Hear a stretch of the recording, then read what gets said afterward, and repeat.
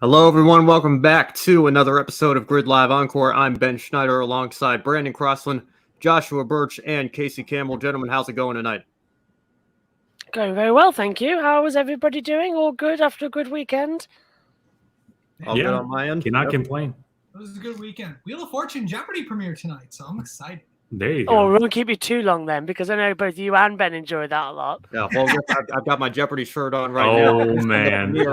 Because it's on at 7 p.m. Eastern in the Hold Philly on. market. But, let's see Trebek there. Well, let's see Trebek on the shirt. Yeah. There he is. Ah. Well, that's a classic Trebek too. Yes. Yeah. Yes. I think it was like $8 or $10 at Macy's on the clearance, like graphic tees rack or something like that. So figured I'd bring it out today for the season premiere. But we'll keep the game show discussion for maybe Casey, you can get me back on your podcast sometime this week as all the shows are premiering.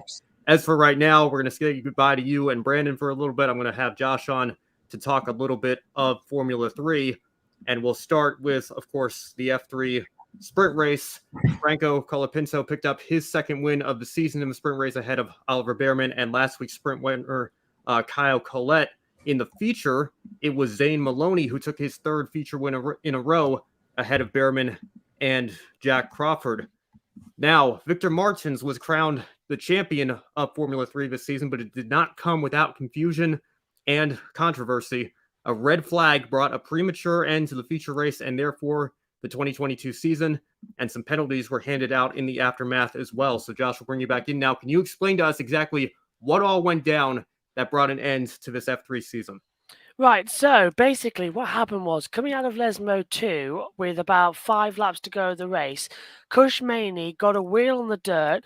He lost control. The car veered off towards the wall on the right-hand side, but it went backwards. It did a 180, then drifted backwards onto the track. He got collected by Brad Benedivez as well, who tried to go for a gap. It shut. They made contact. And because it's such a short track here at Monza, what happened was they both went into the wall, and it was such a very hard stopping power. So we knew with 5 laps to go, as well as the fact that the Tech Pro barrier was damaged, that the red flag was going to come out. There was nothing about that as well that could stop it. So the red flag came out, and we all thought, okay, we're going to have a restart for about 5 laps. What we didn't know was the fact that the concrete mounting was damaged as well. So they had to repair that in the very limited time they had before Formula 2. At this point, they had around about 50 minutes. So we thought, okay, they're not going to restart this then. The race, and then what happened was, under investigation from the top, Victor Martins. Now, he was running in third place in the race, but he was the championship leader. Going into that as well, Zane Maloney, Oliver Behrman, Victor Martins, Arthur Leclerc, Roman Stanek were the 5 drivers, because Ajak Hadjar got eliminated the previous day. They were the 5 drivers going in the hunt for the title. Now, what happened was we had Maloney leading with Behrman second and Martins in third. That stayed the way from lap 15 onwards. And it was a dominant race. Behrman was closing down as well. He passed Martins. He dropped down to third after leading early on. Maloney was doing everything he could. And we thought, okay, Martins is beginning to drop back with his tyres. He might not be the champion. If Behrman wins, anything can happen.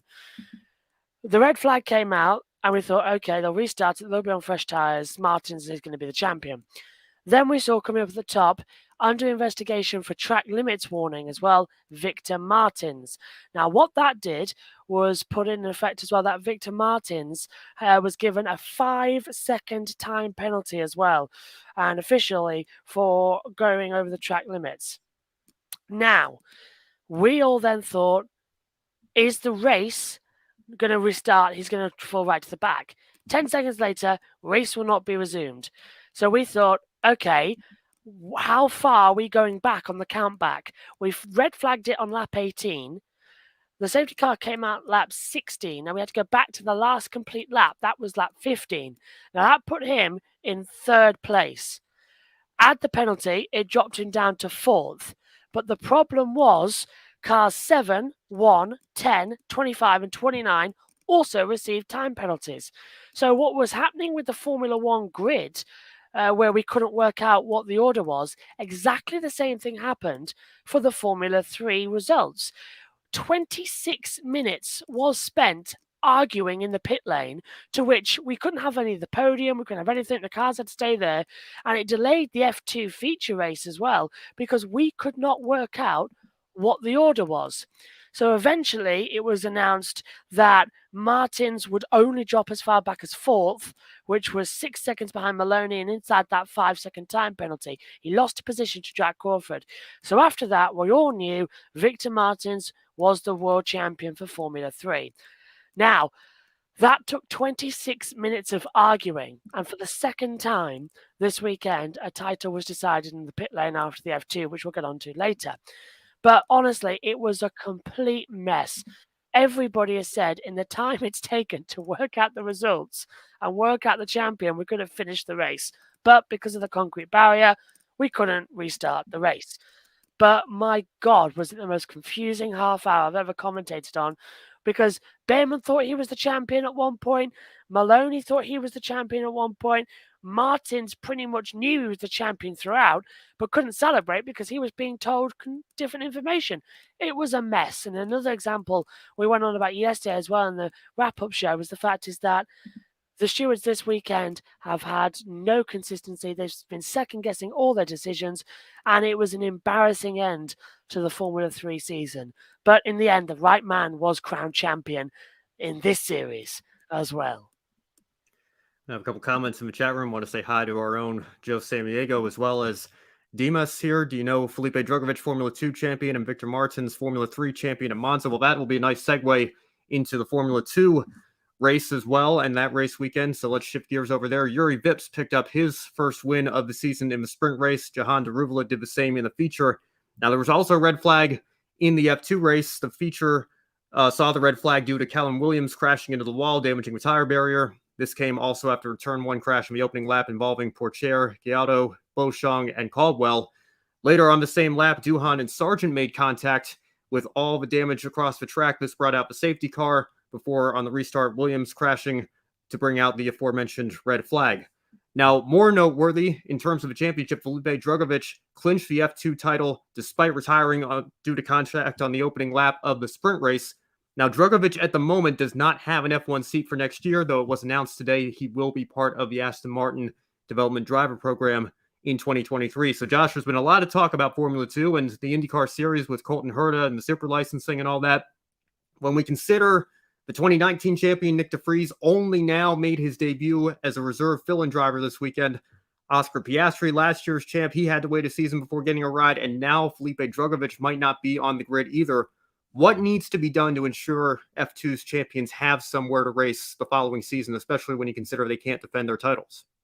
Well, I think we need to, first of all, level out the super points, the super license points, in order to make other series as competitive, because that's what the whole thing's been about with Herta as well. And the fact is that IndyCar is scored less than Formula 2 and Formula 3.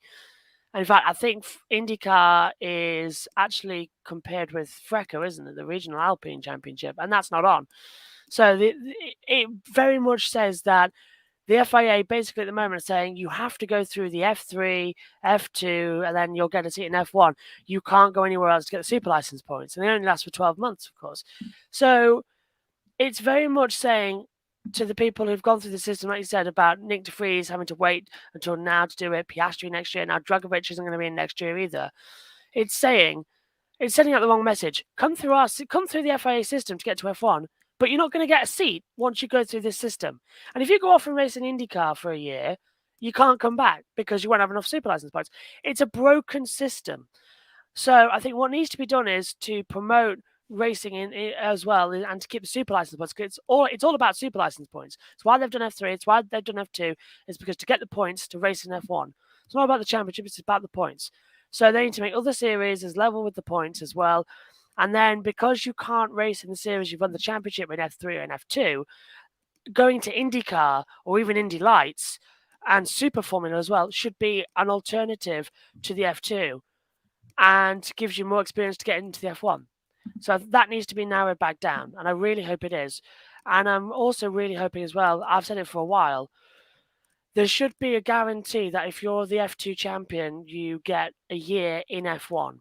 I've said it for a while now. What should happen is that a Formula 2 team should make the progression of, or maybe just the F2 team in general. There is a collective pot from the F2 teams and they all put money in or something, or the FIA field their own team in F1 to give the junior guys a chance to race. So say we have Piastri and Drugovich, the champion from 2021 and 2022.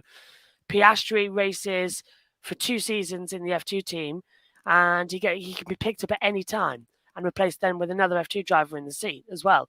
So you've got a constant rotation of drivers in an 11th team on the grid. And that way you're cycling talent through, you're keeping the market fresh, and also you're keeping the spirit of the junior series alive as well. So you get, say you come in, the 2022 champion, his partner would be the 2021 champion, who is now got a year's experience in Formula One, who can then pass on the experience to the 22 guy, so on and so on. You've got a constant support of the elder teammate has got more experience than the junior teammate, and they can help each other. They can learn together. It's that sort of enrichment program as well. Sort of like you get school mentors as well. The person in year 11, or in your case, you'll have to help me here as well, Ben. The person at the end of your high school year and the person 11th grade, 12th grade. 11th grade, 12th grade into the people who've just come in to the high school experience as well. That sort of young leaders program. I think that would be a fantastic alternative for Formula One, and I'm surprised it hasn't happened. The purists would say, "Oh, but they're not their own talent. They're not there racing for a big team. Why should this FIA field their own team? It's filtering into their own pot." Well, the FIA can run their own team without taking it away from the prize fund because they're the FIA. They don't need it. They can run their own team to develop F2 drivers, and if they're that fussy about it, say that the drivers don't score points. They're there to show the talent for a year. Either way, something needs to be done to make sure we're not losing out on the junior talent because people in Formula One who are staying in too long or aren't as good at drivers as Latifi, for example. Latifi was beaten by De Vries in the Formula 2 Championship. Latifi's a paid driver. He's been in Formula One, scored hardly any points. Latifi comes in as the champion from the same season they were racing together and beats him in the first race. It's things like that. We need to stop beats him, you mean, drivers. Right? Yeah. Sorry, what did I say? Yeah. You said Latifi comes in and beats him, I think. Yeah, Latifi. Yeah. De Vries comes in and beats Latifi. Right. So I'm not 100% well, but that's my point. There needs to be a proper ladder to go up the field, and I think I've said it for ages. The FIA fielding their own team, it shouldn't be that big of a deal. And if it is, then put something like Project 91 in as well. Just get a team in there where we can run drivers to prove their talent in Formula One. Because otherwise, the junior series is a bit of a joke, and I don't like that.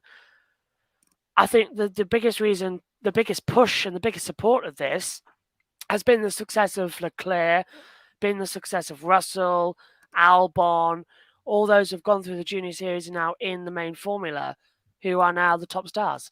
And speaking of Albon as well, I just want to say as well, after hearing today that after his appendicitis operation that went very well on Saturday afternoon, on Saturday evening, he had a respiratory failure and had to be intubated as well. I'm delighted to say after spending the night in intensive care, he has made a remarkable turn of events.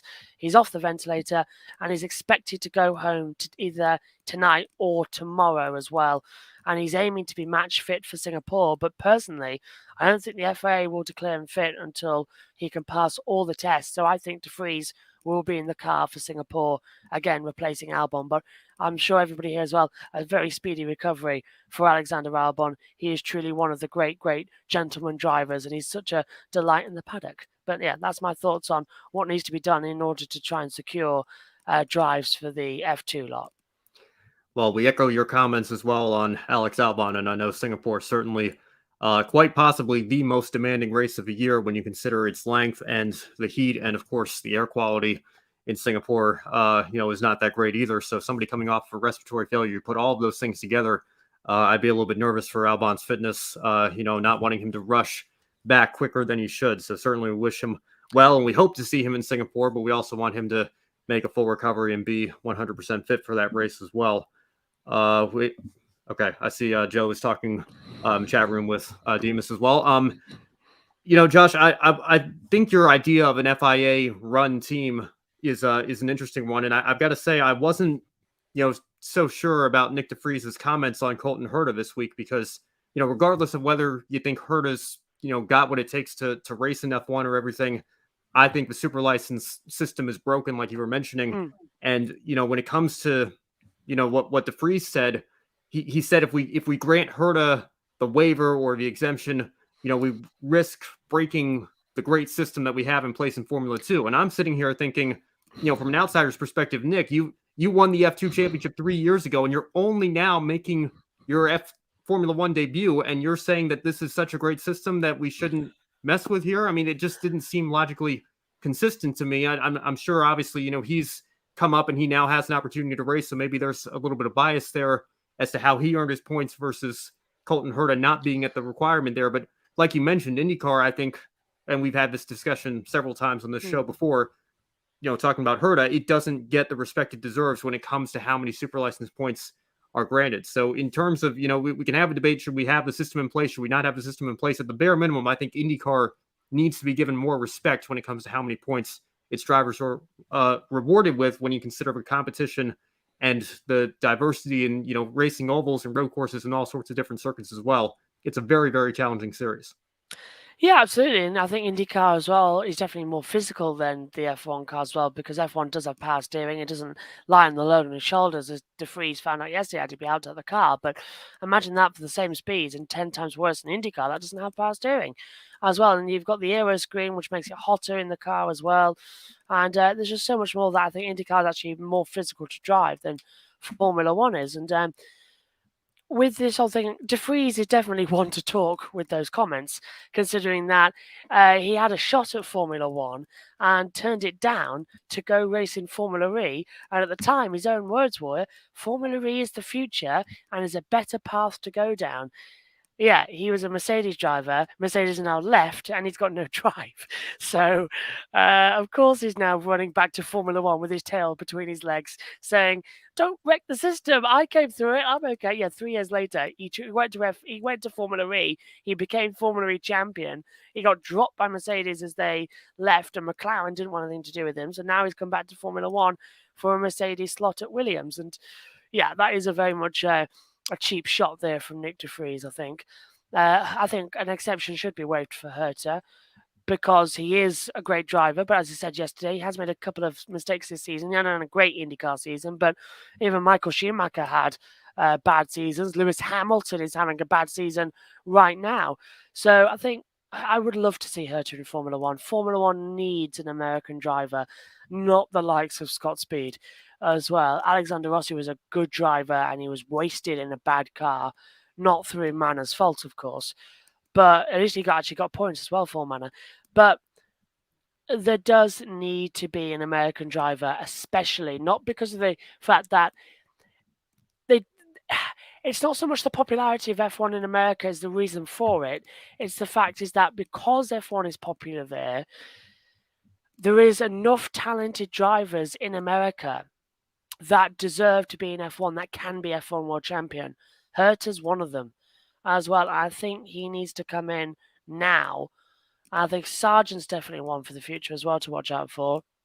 Fittipaldi is a Brazilian, but with an American passport as well. And both Enzo Fittipaldi and Pietro Fittipaldi are great drivers. Well, we saw Pietro make a debut in Formula 1 back in 2020 as well. And there's these drivers from the other side of the pond that can't be ignored anymore because the sport has truly now become a world championship. It's got that global reach like it's never had before. And I do, even though I know Drive to Survive is very popular, I don't agree with it because of how it makes up its own storytelling. Regardless of that, it's brought die-hard fans into the sport in America. It's done more than any race could. So we need to recognize that this is a world championship. We need to recognize the popularity from it, and we need to reflect that in the sports drivers, because I know so many talented drivers from around the world who don't get a shot in Formula 1 because nobody knows about them and Nobody wants to know about them. So, yeah, I really hope we get an American driver on the grid as soon as possible, and I really want Andretti on the grid. And I think, as Kobe mentioned as well, a Porsche lineup with them, because Audi work with Porsche in Formula E, a tie-up with them in Formula One, instantly on the grid. And I think we'll see more American drivers coming in that way. Whether we like it or not, Formula One, which is very much a European sport and has been for a while, it's an international sport. It's a world championship. It's not a European championship. It's time we accepted that this change is coming across, and I personally am rooting for it because it means that the sport we all love is getting more and more popular. What's not to like? How can we come off bad in this? So bring it on. Get American drivers in there now. And you know what would help Formula 2 champions potentially have somewhere to be in Formula 1? How about letting a team that wants to come in, like Andretti, actually enter the sport? Why are we giving them such a hard time and forcing them to pay this, 9-figure fee? And even then, there's no guarantee that the teams are on board with letting a name like Andretti, as if the man who's most synonymous with motorsports worldwide in many respects. You're telling me that can't add any value to Formula One? It's absolutely ridiculous. That's another thing that I think we need to consider here. If you have 2 more cars on the grid, that's 2 more opportunities where maybe you could put an F2 champion in there, or give even if it's not a champion, Logan Sargent will have the American connection with them as well. If he spends another year in Formula 2, if he, correct me if I'm wrong, I think if he hangs on to 3rd, he gets the full super license points, right? So it's 40 from the top 3. So he's on the cusp of it as well. He just needs an opportunity. He needs a car that he can go into. I don't know that he would have the edge over DeFries for the Williams seat. So, I think that's another thing to consider as well. If we want more paths forward, why not let more teams come into the sport? Why are we being so restrictive on that? Yeah, I think as well, Formula One teams are incredibly selfish, and they see it. They've got the prize fund as well. For the 10 teams that get divvied out. Mercedes, Red Bull, Ferrari get the most money. Well, Ferrari gets the most money because they get a bonus just for being in the sport the longest, which is ridiculous. Enzo Fittipaldi got that back in the 80s when Bernie was in charge. Then Mercedes and Red Bull get the second amount. Then it filters down who's been in the sport the longest, where you finish in the Constructors' Championship, and so on. And if you score points, you get more money in the prize giving at the end of the year. Now, the anti-dilution fee is put in for a new team to come in and pay money into the pot so that they're not taking money off anybody else, which is an insane thing, because I can see why, to keep everything fair, but it got waived when Racing Point changed to Aston Martin, and when Force India folded mid-season, and Racing Point Force India, as it was then known, came in as a whole new team. So it's got precedent that it can be folded, but it seems like F1 teams don't mind it when it's just the perfect 10. But if we come in and turn it up to 11, then everything goes a bit wrong. So in respects there, I miss Max Mosley for that, because when this came up in 2009 and the Concord agreement was signed, he put in there that, you can all come back in, you can all sign up, but by the way, there's going to be 3 extra teams on the grid next year. Like it or lump it. There we go. There's going to be 13 teams on the grid. So there you are. Bang, bang. Bye-bye. Of course, 13 became 12 because USAF1 folded. But still, that's what we need. We need somebody like that to get in. And as much as Mohammed Ben Sulayem is trying, he's not really a great FIA president at the moment, and he hasn't got the swagger as well to bring more teams into the sport. Audi's coming in, but with a tie-up with Sauber. Do Audi have to pay the dilution fee? No, they don't, because they're tying it up with Sauber. So because it's a whole new entry, I don't see why they should have to pay it. Bring it in. If Audi and Porsche come in, F1 and all the teams will be jumping at the bit to get them in. So, yeah, it's ridiculous. Bring Porsche in, bring Audi in, let them play. It gives more opportunity, it's more exposure. And having Andretti back in Formula One, as you say, it'll add money. Look at the ticket sales and the 3 races we've got in America next year. Through the roof. It'll go through the roof. Europeans do know Andretti. Italians. The Andrettis are Italian as well. And they are incredibly popular in Italy as well. That would be fantastically fun as well.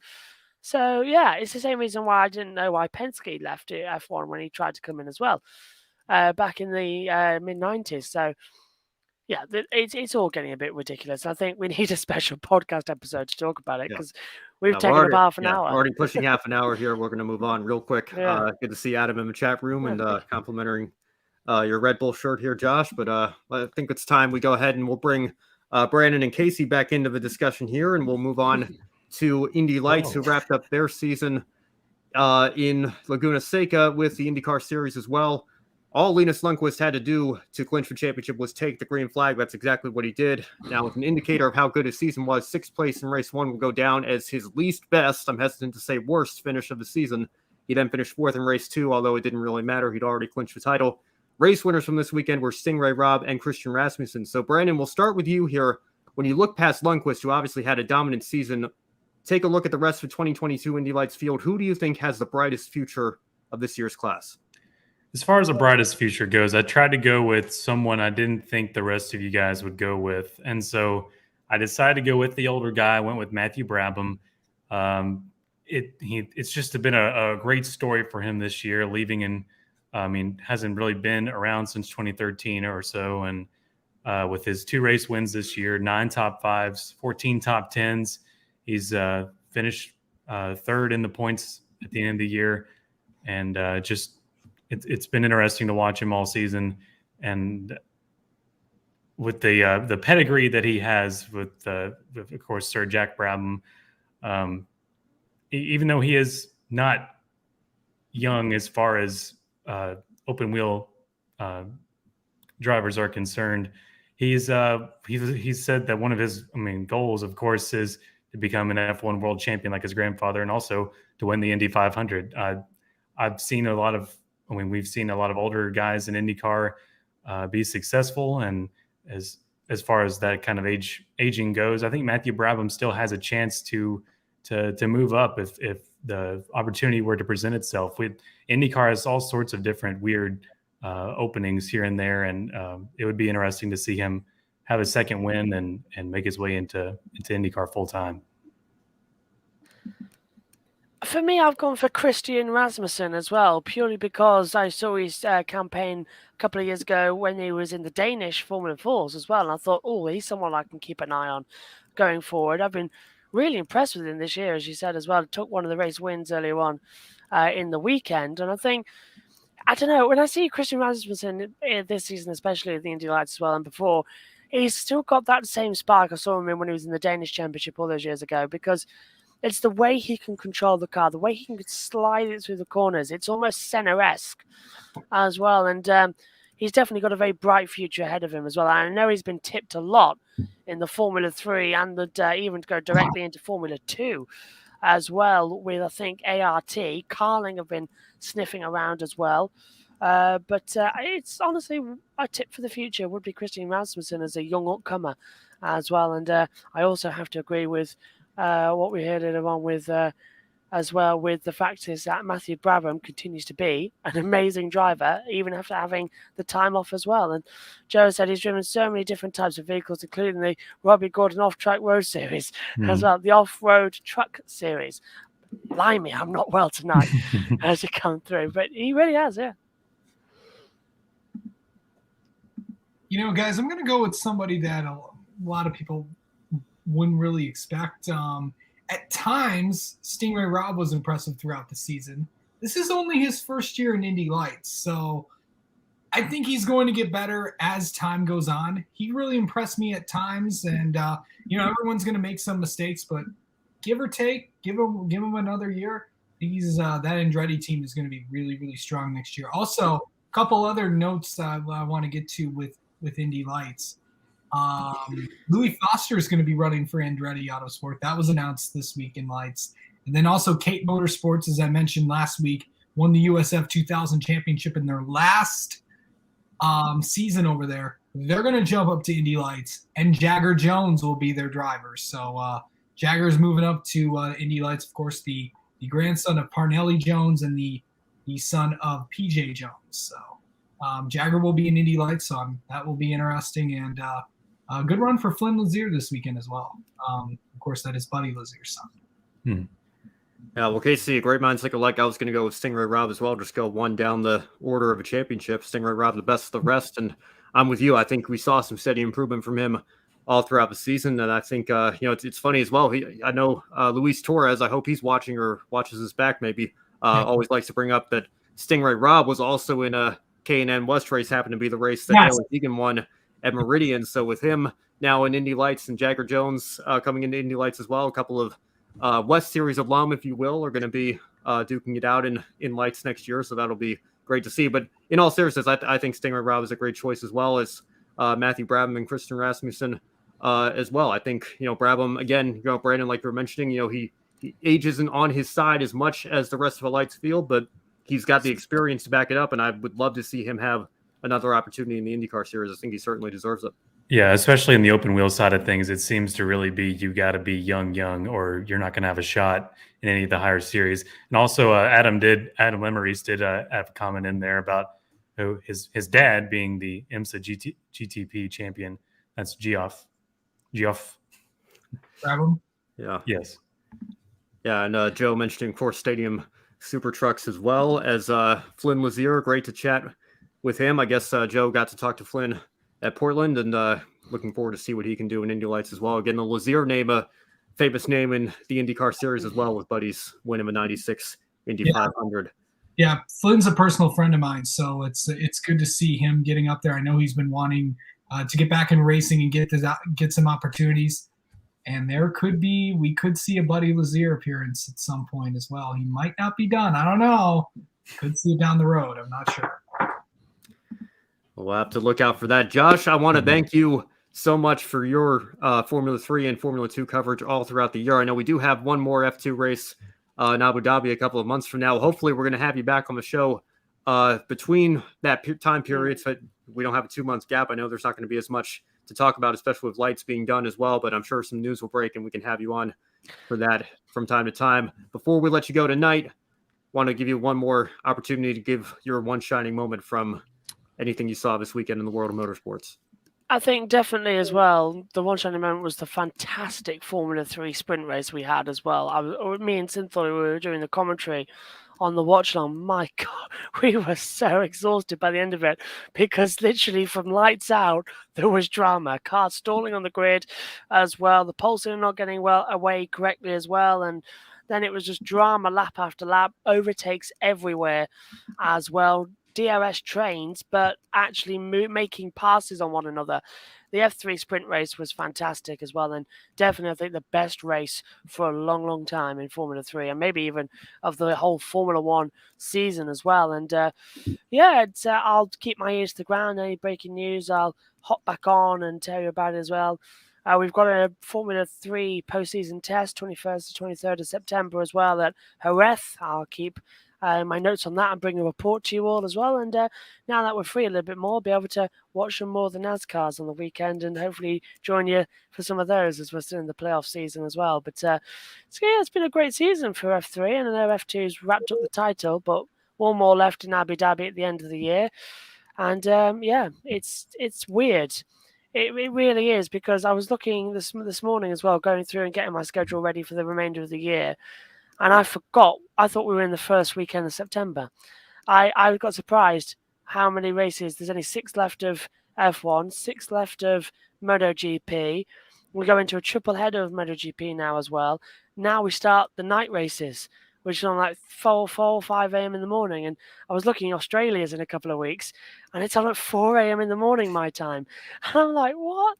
The race is done. Everything's done by 5 a.m. It's still going to be dark here, which is good because I get to go back to bed, wake back up again, and then have a Sunday free. But it's weird that we're already at this point in the season, and we're into the finale of it all. And having not done this full season for a couple of years now, not since 2019, thanks to COVID, it's both taking its toll and it's also going by really quickly. So I'm sort of glad that I'm sort of fatiguing slowly instead of just crashing and burning right now. It's taking its time on me. But I can guarantee you, once the season ends in November, I'm out of it, and I'll need a couple of months vacation. It's good. Josh, we appreciate it, and please stay in touch. Hopefully we'll have you back on here soon. I know you're going to be watching the ARCA race at Bristol for Brandon Jones Yep. to pick up one more win. So we'll keep our eyes I'll on be that. watching that. Yeah, and for one more time, I suppose one more time in the regular thing as well. I'll keep my thing on a bit. As you mentioned earlier, Casey, as well, there's no Cup drivers in the Xfinity race this weekend. Somebody was listening to my prayers as well. The racing gods are shining on me. Maybe it's because I've been extra nice. There's no more Cup guys allowed in the Xfinity race because the playoffs begin at Texas next week. Yeah, they were talking about it. You can't do it anymore, Larson. You can't do it. Or Chastain or anybody else. Yep. Does this mean that does that mean I can't chat anymore? Oh, well, I'll get annoyed by something. You'll find something. It's okay. I will. Yeah. Well, have a great rest of the show. We're happy to have you on anytime. You know that. I'll be here. Don't say that. I'll never leave. Anyway, I'll be here. Have a great show, guys. I'll see you later. Thank you, Josh. All right. Well, we're going to move on to some ARCA coverage, and we want to flash back real quick to last week, a race that was going on right as we were on the air because it got delayed. Ryan Unzicker took the win at DuQuoin in what may have been his final race in the ARCA Menard Series as his car owner, Bill Hendren, is headed towards retirement. Jesse Love, of course, had a shot at the $50,000 bonus for sweeping the dirt races, but came up just short, finishing in second behind Unzicker. So, Casey, we'll bring you back in here. What was your reaction to Unzicker's victory, and do you think we'll see him again in the ARCA Menard Series? Well, first off, I got to say to the folks at ARCA, and they have had some terrible luck with weather in the last few weeks, and NASCAR as well.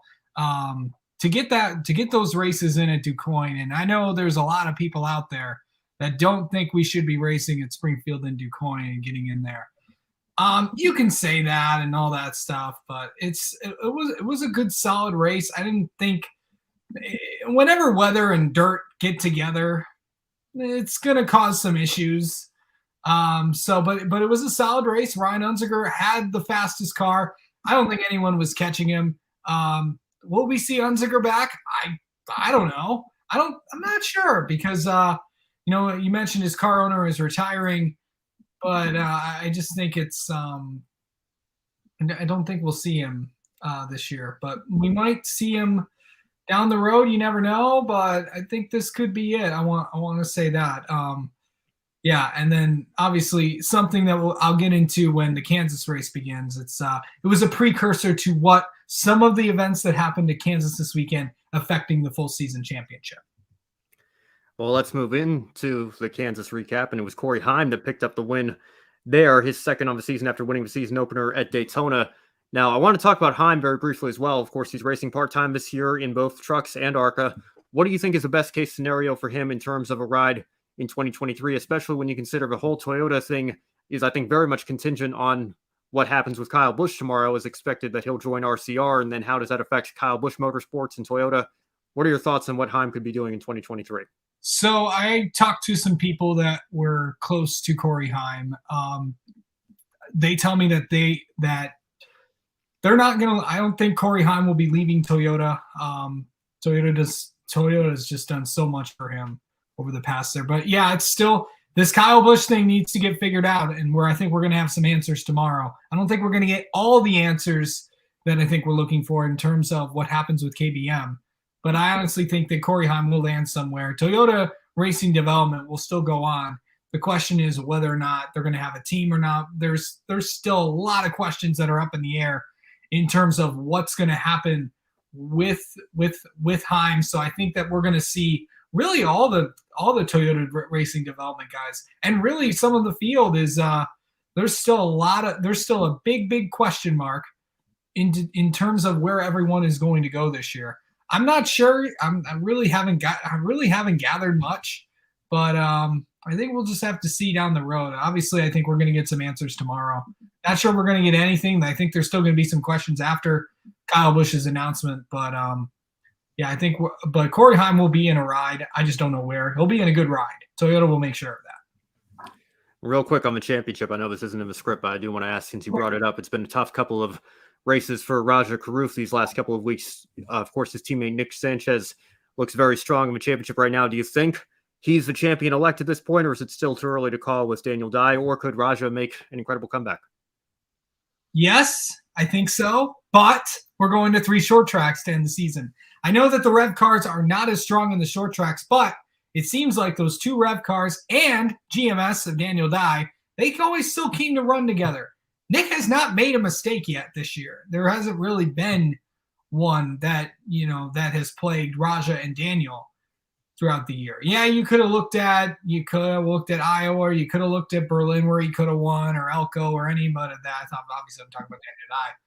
But I think it's gonna be an interesting 3 races. It's short tracks, obviously Dye, Raja, and Nick were all at Bristol. Raja and all 3 of them raced at Salem. Biggest thing is Raja and Daniel have never been to Toledo. Nick has. This will be his 4th time running that race. So it's we're running at that racetrack, I should say. It's definitely going to be an interesting battle for the championship. But yes, if Daniel's got to win, Daniel's actually got to probably win a couple races. But the GMS cars are pretty strong in the short tracks. But remember, you also got Venturini Motorsports. You also got Sammy Smith, and you also got a lot of other cars. The Bristol entry list is going to be strong, as we mentioned earlier. Brandon Jones will be in there too, so it's going to be quite the field for Bristol, I've heard. And it's also the ARCA East Championship. That's right. And by the way, all Sammy Smith needs to do is take the green flag, and he's the champion. So there you go. Well, on the note of Sammy Smith, we have a comment from Joe Samaniego here. Has there been, or could we see Joe Gibbs expand to ARCA if KBM is out of Toyota? That's a good point, Joe. Actually, the 81 car, Casey, correct me if I'm wrong, but I believe that's technically a Joe Gibbs badge. It's technically a Joe Gibbs car. And the 18, when Ty was driving it and Riley Herbst before then as well, that was under the Joe Gibbs banner as well. It's only happened this season, I believe, that it transferred over to KBM. So it's kind of ironic that maybe this could be the first and last season of that deal. Yeah. Again, depending on what happens with Kyle Busch, you have to imagine that something's going to happen with KBM if he goes to a non-Toyota team in the Cup Series. On that side of things, of course, anytime we've had Cup drivers owning teams and trucks in Xfinity, Kevin Harvick Incorporated, of course, was a Chevrolet team when he was with RCR. Brad Keselowski Racing was a Dodge team, a Ram team at Penske, and then became a Ford team when Dodge and Ram pulled out of the sport. So you'd imagine that there would be a manufacturer alignment there, probably with Chevrolet, if Kyle Busch does end up going to RCR. And of course, we'll have some answers on that ideally tomorrow. Casey, like you said, I don't think we'll have all the answers just yet, but we should see some pieces fall into place contingent on what happens with Kyle Busch. So we'll keep an eye out for that as well. Yeah, when you look at really where Chevrolet is going to go, I know that there's been a lot. Chevy's now you bring KBM into the fold. You already have Rev Racing. You already have GMS. So they got to decide what's going to happen with their development program. Driver's Edge development is their ship with, of course, tons of drivers throughout Cup, Xfinity, Trucks, and ARCA. Work with Josh Wise and Scott Speed on performance and does a lot of things. I know they even do soccer drills. Go back to a couple podcast episodes I did. The ones with Jack Wood and Sam Mayer I did earlier in the season. So definitely it's there's a lot that needs to happen. Plus, and also if you're the Toyota camp, what's going to happen there? You'll probably still have Venturini Motorsports, but you'll have to find another way to maybe does a new Toyota team come into the fold? Do they use Satori? Do you dare try to go talk to ThorSport? I know ThorSport kind of wants to be ThorSport, but obviously they can weave their way of obviously Christian Eckes being in there. So it's all the pieces are kind of starting to get put together. It's going to potentially be a huge week for NASCAR, not just the Kyle Busch announcement, but we could get the Cup schedule as well. That's true. I think the Cup schedule was contingent on the All-Star race and what was going to happen there. Well, now we know with North Wilkesboro. So I think the Cup schedule is probably days or just a couple of weeks away. Of course, I saw some tweets from Bob Pockris saying that if you'd asked him a month ago, he would have said the same thing, and now it's been a month. So who knows what's going to happen for sure. But hopefully sooner rather than later, we do get an update on that. Well, let's bring Brandon back into the fold here, and let's stick in Kansas for the NASCAR Truck Series. And it was John Hunter Nemechek who picked up yet another win with a last lap pass on Carson Hocevar. We'll bring the results up for you here. Now, Hocevar had a big lead in the closing laps, but was on an alternate fuel strategy as a win was the only way for him to guarantee moving on into the round of 8 for the NASCAR Truck Series playoffs. On the final lap, Nemechek took the lead easily before Hocevar's truck began to sputter. He was able to coast across the line in second, although he and 3-time champion Matt Crafton were eliminated from playoff competition. So, Brandon, we will go to you first here. Carson Hocevar has been through so much this season, both on and off the track. He's come so close so many times. What was your reaction watching him get passed for the lead by Nemechek on the final lap? For Hocevar, the word is simply just dejected. The alternate fuel strategy proved to not hold there at the very end and just had to wiggle it there on the backstretch. And John Hunter had a little touch with the wall, actually, in 3 and 4, either before or after passing him. But that was it almost looked like a minor video game moment. We've been talking about that last week, I think, making an allusion to Carl Edwards at Kansas in 08. Yeah, just very, very dejected there for Hocevar. It's going to be tough getting past this and going into the next time, but it's just dejected is my only word for it. Oh, hi. I just wanted to do that. Yeah, it's just it just seems like every single time that Hocevar is up there, something just always happens to him. It's like you got to be good, but you also got to have luck on your side as well. And Carson Hocevar has had just a ton of bad luck, but we've seen time and time again he'll put it together. Don't say that to Carson though. I think I said that one time. Sometimes I think he just it's like a broken record. It's, yeah, but I do think that he'll get eventually. I don't know when, but he'll put one together. So yeah. I mean, the way he's been running, obviously, he's the flagship driver at Nice Motorsports now, and really been carrying the team on his back this season. But of course, the injury that he had to deal with, and when we saw him at Sonoma, when I was out there with Brock Beard, it was just unbelievable watching him just struggle to even so much as get in and out of a truck. But then he got in the truck and was so quick from the get-go. Of course, he had to step out and let Daniel Suarez finish the race for him. But he has persevered through so much to keep his championship hopes alive. Although I'm sure NASCAR would have granted him a waiver, but he didn't want to get out of the truck. He fought through it, and it's been very admirable. And you have to think at some point, with how well he's running, at some point in the season, whether it's the end of this year or next year or whatever the case may be, if he keeps running like this, he's going to get a victory at some point. So it's only a matter of time that the luck falls on his side in a good way. And it could have happened this weekend if there was one fewer lap. I suppose we'd be talking about Carson Hocevar moving on to the round of 8 and somebody else being eliminated. But it's been a heartbreaking season for Hocevar in so many ways. But at the same time, I think there's good things on the horizon for him as long as he continues to run like this, and I completely believe that he will. Now let's look at the playoff grid for the round of 8. It's set now with Truck Series. It's hard to believe we're already talking about eliminations here in their playoffs, but that's where we are. Zane Smith enters Bristol in the points lead to start the round of 8. The 7 drivers chasing him are Chandler Smith, John Hunter Nemechek, Ben Rhodes, Stuart Friesen, Ty Majeski, Grant Enfinger, and Christian Eckes. So Brandon, of these 8 drivers, who do you think has the best chance of making it to the championship 4? And on the other side of things, who do you think has the most to worry about in this round? For the best chances, taking a look at the playoff grid for the Truck Series, I've got to hand it to, it's a close battle, of course, between Zane Smith and Chandler Smith. But I think Chandler Smith is going to be the calmest when it comes to elimination. But I can't deny, as I do every time, there's always a sense of lottery here with the playoffs. So, I mean, just because we say that they have the best chance does not mean really much anything, unless they just have to stay consistent and do their job and try to win a race. But of course, anything can happen. And even if they're completely qualified to make it to the Final Four, there could still be a chance where they don't. So, but with that in mind, Chandler Smith has the best chance of making the Final Four here, in my opinion. And the guy that really needs to be watching out is down in the bubble. I got to give it to Stuart Friesen. He's got some elite company there with him in the bubble. Ty Majeski, Grant Enfinger, and Christian Eckes. But Homer Friesen Racing, Stuart Friesen is probably the weakest link just by projection. Now, that honestly anything can happen, and that's just the beauty or the terror of the playoffs.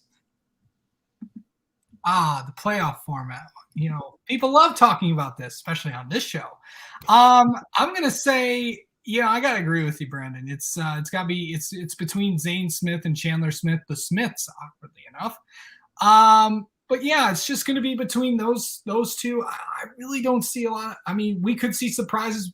Talladega is coming up, and that Exactly. a lot of things. Bristol provides some interesting things, and who knows what could happen there. That's the race where Todd Gilliland last year in the round of 10, that's when he got out. So you don't know what could happen. I mean, it's kind of like the Cinderella story. It's like the 8 seed making it all the way to the championship 4. So we'll just have to see. It's what we love, and that's why people love to fill out college basketball brackets and stuff. So there you go. By the way, shout out to we were doing in a group chat I'm in, which I created. We have our truck playoff brackets, and only one person got a perfect bracket so far. That's my good friend Marty Zakala, who correctly predicted that Hocevar and Crafton would be out of the first round. So there you go. That's just how predictable it is. And I know Ben is just loving every bit of this. Oh, I know. Now. It's like great. Filling out bracket. Unbelievable. Truck Series Championship playoff bracket. I mean, what would 7-year-old me think of this? How did we is Ron Hornaday Jr. going to knock Johnny Benson out of the next round? But Jack Sprague is looking really strong, guys. I'm unbelievable. But that's what we are. By the way, we're filling out Xfinity brackets for next week too. So, okay. Yeah. Dodge is looking strong this year, young Ben Self. Oh yeah.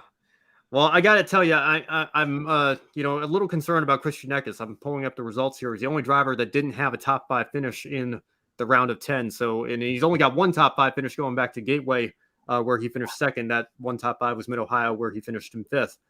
So he's been on a bit of a dry spell. When you look at where he was running in the middle of the season, looks like he's lost a step a little bit. So again, we'll see. Talladega, obviously the ultimate wild card. Everything that we say here could be completely thrown for a curve if contenders get caught up in the big one. If it happens early in the first stage, obviously as well, and it takes away their ability to pick up stage points. Those are crucial as well. You've got to consider those. And then of course you can get a surprise winner. I mean, Tate Fogelman won last year, for crying out loud. So you never know what's going to happen when the Truck Series goes to Talladega. When any series goes to Talladega, it's usually very unpredictable, and that could throw a wrench in all of our brackets here. But in terms of who I think is most comfortable, I'm actually going to say somebody else, and you guys went with the Smiths. I think John Hunter Nemechek is going to be a driver that I think, just based on his experience going through this last year, having gone through this a couple of times throughout his career, I think that he's going to be the one that's the most calm and collected. And again, it may not mean anything if he has bad luck, particularly at Talladega. And we know, he had a dominant season last year, came up short when it comes to winning the championship. But I think in terms of making it to the championship 4, he's probably going to be on the safer side. Of course, it's not a guarantee. We can't call him a lock. We can't call any of them locks, but that's where I am in terms of, I guess if I had to fill out a playoff bracket, which goes against everything that I stand for, as you guys know, but that's where I am in terms of what's happening in the Truck Series right now. Blame Burch to win the truck race at Talladega. I'm just going to say that right now. I'm looking at one. There you go. Yeah, I'm looking at this printable playoff bracket as we speak, and it just reeks of NCAA. I don't like it either. Hey, I love it. By the way, but it's also our playoff brackets are worth points in our championship, which is which Ben would be a big fan of our preview show championship. It's based on points. It's a points championship. No points, like a full season points battle. Yes.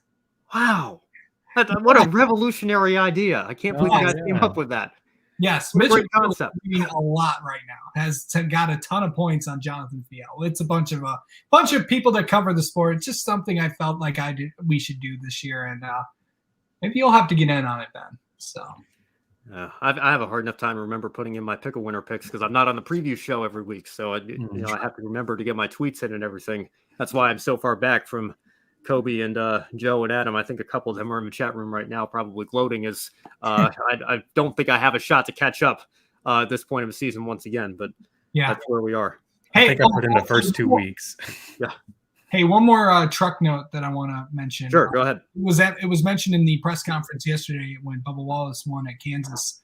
Denny Hamlin said that Eric Phillips will be joining 2311. That's right. In the season. So be interesting to kind of see maybe what could happen to KBM. I don't know. We'll still find out. Again, Not all the questions will be answered tomorrow. So who knows? Right. But it is coming tomorrow. It is coming tomorrow. Yes. Yeah. Most important question will be answered tomorrow. After that, that'll lay the puzzle pieces out for a lot of other questions to at least have the possibility of being answered. And then I'm sure everything will fall into place as the weeks go on here. I want the schedule to get released. So I want. That's another big one too. Yeah. All right. Well, let's move on to the Xfinity series. And before we talk too much about the race winner, Noah Gragson, I do want to bring up the discussion of races ending prematurely, since that seems to be a theme based on Formula 3 and Formula 1 this week as well. Rain hit Kansas right after the second stage of the Xfinity race was complete, but only 93 of the 200 laps were done. Now, NASCAR's rules historically were race to halfway. It's been tweaked a couple of times since the advent of stage racing. Currently, a race is required to either reach the halfway point or the end of stage 2, whichever comes first. NASCAR did not wait very long to make their decision, deciding not to wait it out, as the rain was expected to be active for several hours, and indeed, the ARCA race was postponed until Sunday morning as well. Now, the way the stage is lined up this weekend, we didn't quite get to halfway, so Brandon, was enough of the race completed to justify calling it? I mean, according to NASCAR's rules, it is the end of stage 2, and therefore it is justifiable to make that the end of the race. But I don't think it's very satisfying for neither the drivers that are in anywhere but first place, and for the fans there watching, which, as you saw, were not very many because of the impending rain, I suppose. But a lot of the feedback I saw from this race was just, I didn't have to have my sleeping pills today because it was just a snooze fest. And I hate hearing that for the Xfinity series, because it always does put on such a great product. And it's sad to hear that there was a dud week in the racing. But it is kind of short as far as where the stage breaks end up with Kansas. It does make it very short. Oh, hello again. So I just like saying that. I'm paying attention, but I just wanted to say that to see what you would get. But anyway, yeah, there was no way from what I was looking at the forecast, and actually texted a few meteorologists that are also NASCAR fans. They told me that this was a storm that was really going to pound the Midwest. There was no shot of getting that race in. The correct call was made, and it was. There was no way they could come back and redo it or something like that. In those types of cases, you just gotta have what it makes. But usually the Xfinity series will have. Not every race can be a good race. But then again, you have all this other rain stuff, and I don't want to get into. I agree. Yeah, just for the record, I do agree. Not every race can be a good race, and it's okay if one isn't. Not every race has to be perfect. Yeah, I know. I know that NASCAR fans have a certain expectation that every race has to be perfect. Yeah, I'm just saying. I'm talking about what I've observed over this weekend. I'm not saying that's my personal opinion. I'm just saying that's what I'm disappointed that I've had to see that reaction out of people this week. Yeah, and NASCAR has just had terrible luck with weather. They have. Absolutely right. Was it like 5 of the last 6 weekends have been affected by weather? Michigan, Watkins Glen, Daytona, Portland. Portland earlier in the year, right? I think Portland. Well, yeah, Portland when we were out there, but I think the ARCA race was. Yeah, the ARCA about the coin, right, for the ARCA series. Well, yeah, the ARCA DuQuoin race, the ARCA Springfield race. Yeah, I was just talking about Xfinity at Portland. Yeah, it's really Milwaukee for ARCA, and then it's just the list goes on and on and on and on. Yeah. Don't mess with Mother Nature, people. No, I don't. No.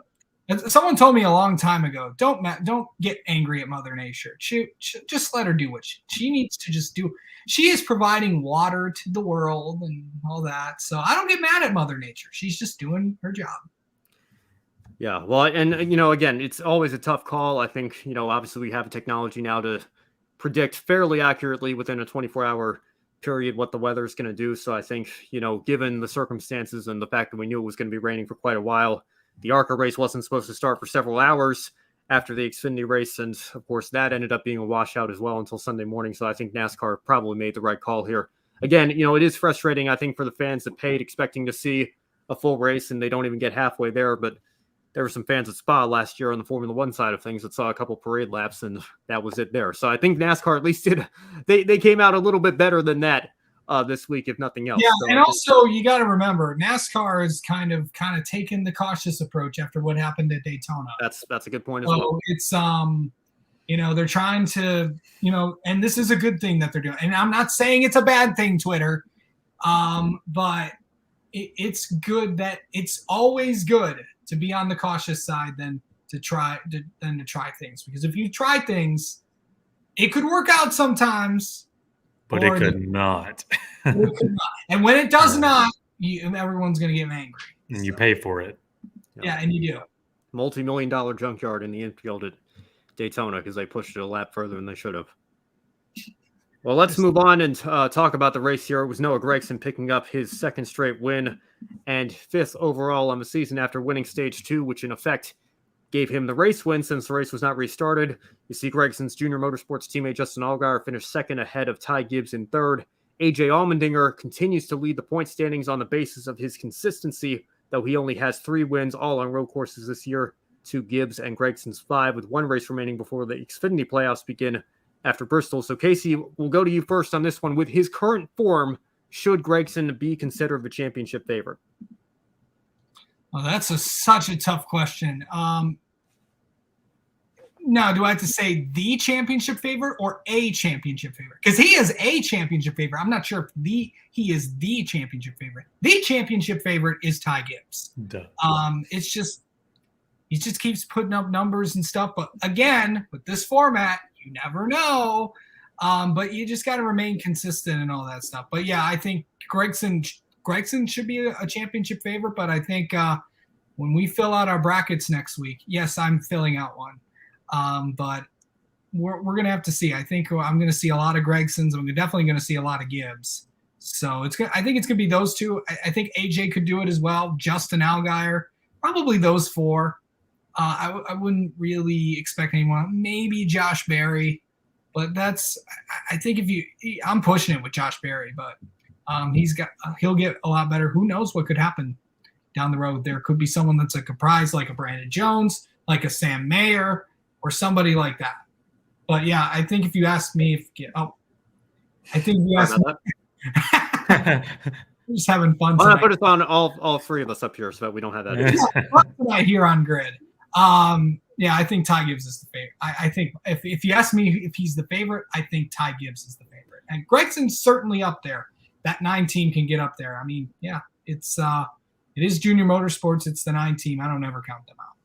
But 54 is the favorite. I'll do something special here. I'm going to go ahead and call my final 4 live right now. Ty Gibbs, Noah Gragson, AJ Allmendinger, and Josh Berry. Ooh. Josh Berry, because I think he's going to grab another win at Martinsville. I think he's got that place down pat. He's a Supermodel pro, and he knows his way around the paperclip. And I think that's going to be his ticket to Phoenix. Well, that's a good point. That's all it's going to take to punch your ticket to Phoenix is a win in the round of 8. So I think that's a very good point you bring up. That might give Josh Berry a ticket to the championship 4. Can he win it at Phoenix? That's a whole different question, but that might be his ticket in to break up the party and spoil it for one of the 4 favorites, if you will. Joe Samaniego brings up an interesting question here. He says, is it me or does it seem that with Gibbs doing double duty, of course, filling in for Kurt Busch in 2311 in the Cup Series, has his performance in Xfinity seemed to have dipped a little bit? Do you guys want to take that? Yeah, I can take that. I don't think it has. I mean, Ty Gibbs was leading most of that race, though, as well. I mean, you can say that, but there was a stretch in time, I think, really after Richmond, where Ty really wasn't running well. Really after, I think it was after the fight that he had with Mayer, and then really until Road America.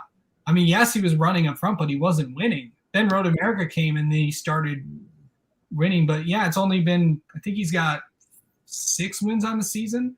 I think 5. I think I pulled the season stats up So, Joe, I can actually give you an exact answer here. Pocono was when Kurt got hurt, right? That was Ty's first race. I just want to make sure I got that right. That's right. Since Pocono in the Xfinity Series, and including Pocono, Ty Gibbs' Xfinity finishes are 2nd, 8th, 1st, 27th at Watkins Glen, 7th, 6th, and 3rd this past weekend at Kansas. So his only finish worse than 8th was the 27th at the Glen.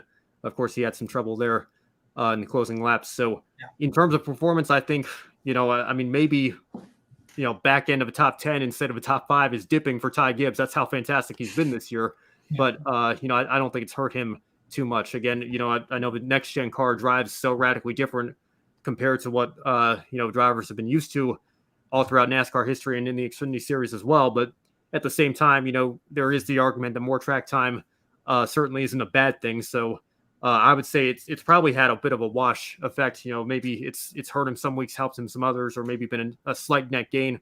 I don't think it's been detrimental at all. If you want to talk about the Ty Gibbs situation, filling in for Kurt Busch.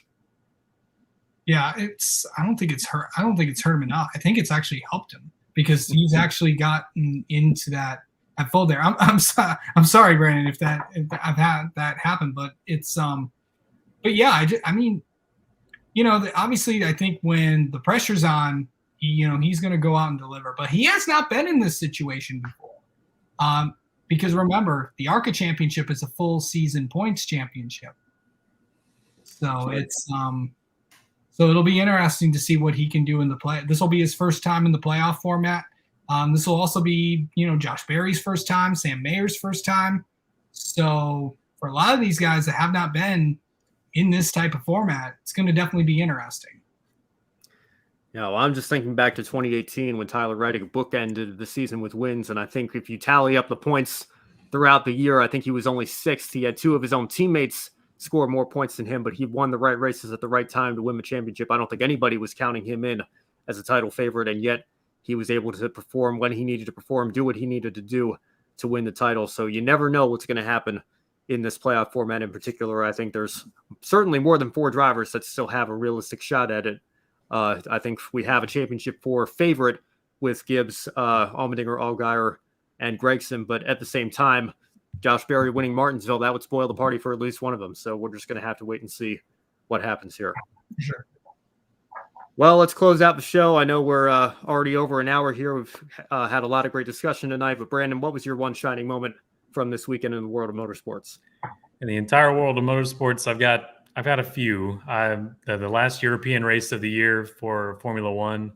I'm really a big fan of Monza. I just love the history of the place, and I try not. Since I've actually been following Formula One since I'm a very late bloomer on that, probably about 2018 or so.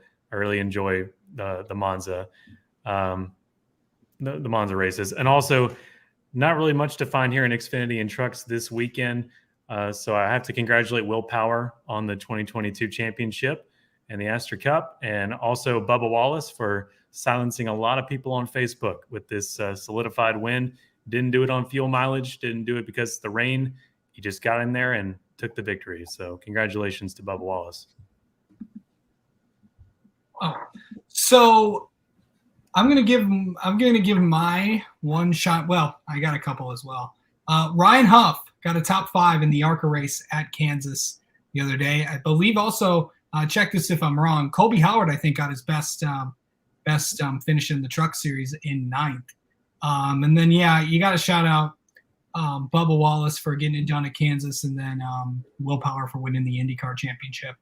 So you got to shout out those two. And also Linus Lundqvist picking up the Indy Lights championship. Mm-hmm. By the way, only one more Road to Indy Series to crown their champion this weekend. USF Juniors will crown their champion at COTA this weekend, the Circuit of the Americas. So Matt Clark, Alessandro Di Tullio, and Sam Corey are in a pretty good battle for that championship. So I'll mention that when I come on here next week. I talked about him yesterday. I do want to congratulate Nick DeFries, even if we disagree on Colton Herta's current standing with the super license system. Great to see him finally make his long overdue Formula One debut and to pick up points in his debut as well for a Williams team that has struggled so much these last few seasons. A great drive by him and proof that he should be on the F1 grid full time next year in 2023. And sticking with that note, I do want to give a shout out to from the 2019 F2 champion to the 2022 F2 champion, Felipe Drugovich. A great season for him. To have it wrapped up and not have to worry for 2 months before we go down to Abu Dhabi for the season finale.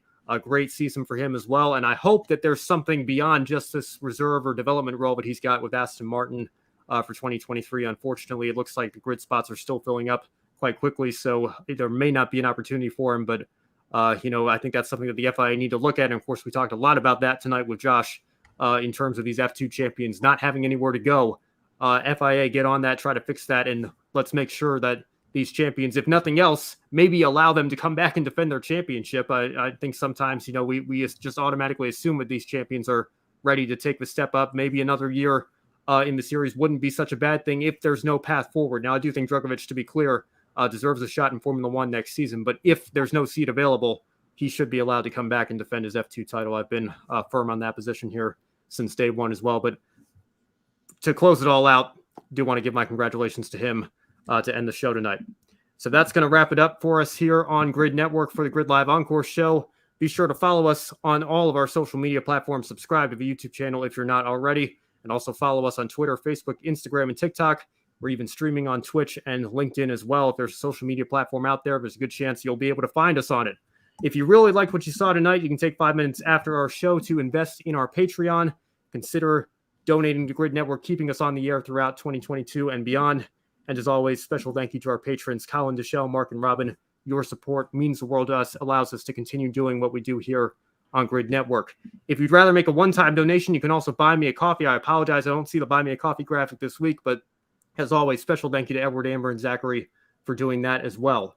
Finally, visit our sponsor, Public.com, the stock market social media home. The referral code GRIDNET will give you $5 to invest. You see it on the screen there, and it's in the description box below. Public.com allows you to connect with your friends. You can make new friends as well and use tools to learn how to invest in the stock market. Now on Wednesday, Kobe Lameth will bring you Grid Tonight with Adam Lemeris. As always, Joe Samniego will have the Women in Motorsports program on Thursday later in the week with Daniel Zeri from Racers, the Girls Behind the Helmet. And as always, you can stay tuned for more Grid Live coverage throughout the upcoming weekend as well. Any final thoughts, gentlemen, before we sign off this evening? I got one. You got to bring it back to Tennessee this weekend and finally get to see the next gen cars or Gen 7 on the surface of Bristol that they deserve to be shown on. And I'm curious to see how they're going to operate on the concrete for the Bass Pro Shops night race. I want to read the credits one time. That's what I want to do. I'm going to go and watch Jeopardy, get caught up on that. Very excited for that, Casey. I know you're going to be doing the same thing. Looking forward to another great year and a great Tournament of Champions coming up in a couple of months as well. Absolutely. So I'm excited for that one. We'll stay tuned for that. Well, for Joshua Burch, Casey Campbell, and Brandon Crossland, I'm Ben Schneider. Thank you all so much for watching. And as always, have a wonderful week. Don't be an anonymous investor. Join the stock market social media platform, public.com. Invest any amount of money and share with friends and new friends. Discover new opportunities, such as new companies and potential business partners, and useful tools for beginners, and share your experience with friends on public.com. Link in the video description gets you $5 for being a Grid Network viewer. Use the referral code GRIDNET for your free $5 to invest and start investing and networking on public.com.